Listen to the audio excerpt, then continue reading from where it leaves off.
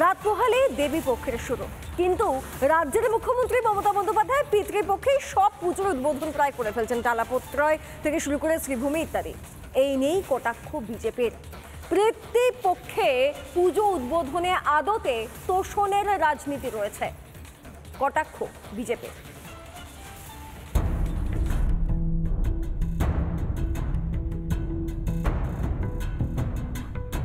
মমতা ব্যানার্জি হিন্দু বিরোধী, উনি যে হিন্দু বিরোধী, সনাতন বিরোধী, এটা সবাই জানে, নতুন করে কোনো কারণ নেই। চরম অশাস্ত্রীয়। শাস্ত্র অনুসারে মহালয়া থেকে দেবীপক্ষ শুরু, উমার চক্ষুদানের সঙ্গে পুজোর ঢাকে কাঠে। কিন্তু সেসব আর কে মানছে? রবিবার মহালয়া, আর শনিবারেই পুজোর উদ্বোধন করলেন মুখ্যমন্ত্রী মমতা ব্যানার্জি।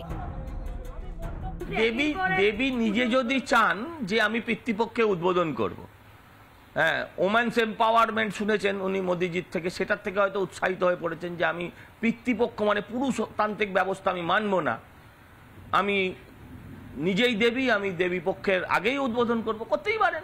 পশ্চিমবাংলায় প্রকৃত হিন্দু যারা, তারা শাস্ত্র পঞ্জিকা মেনেই চলেন।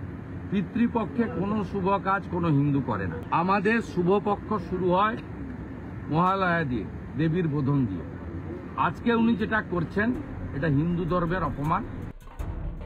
বাঁকুড়ার মল্লরাজাদের পুজো 1000 বছরেরও বেশি পুরনো। আজও সেই পুজোয় কোনো রীতির বদল হয়নি।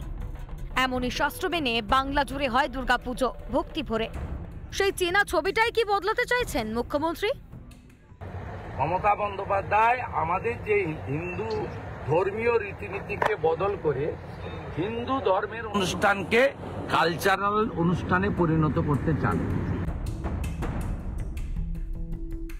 এখন যে রাজ্যে জুতো দিয়ে প্যান্ডেল হয়, যে রাজ্যে প্যান্ডেলের ভেতর আজান হয়, সেই রাজ্যে মুখ্যমন্ত্রী এই ধরনের কাজ করে আরেকটি বিশেষ সম্প্রদায়কে বার্তা দেন।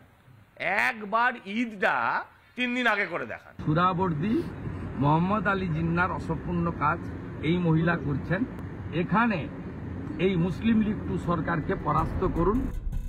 ভোটে জিততে তোষণের রাজনীতি তৃণমূলের পুরনো রীতি। সেই লক্ষ্যে কি দেবীপক্ষের আগেই পুজোর উদ্বোধন? সব রীতিনীতি ভুলে শাস্ত্রকে শিখিয়ে তুলে সত্যজিৎ রায়ের সিনেমায় হীরক রাজা পঞ্জিকা অগ্রাহ্য করে মূর্তি উন্মোধন করেন। ফলও পেয়েছিলেন।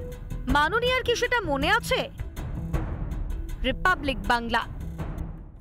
নানা ধরনের কন্টেন্ট দেখার জন্য লাইক করুন, শেয়ার করুন আমাদের ফেসবুক পেজ, সাবস্ক্রাইব করুন আমাদের ইউটিউব চ্যানেল। পাশাপাশি অন্যান্য ব্রেকিং নিউজের জন্য অবশ্যই চোখ রাখুন রিপাবলিক বাংলায়।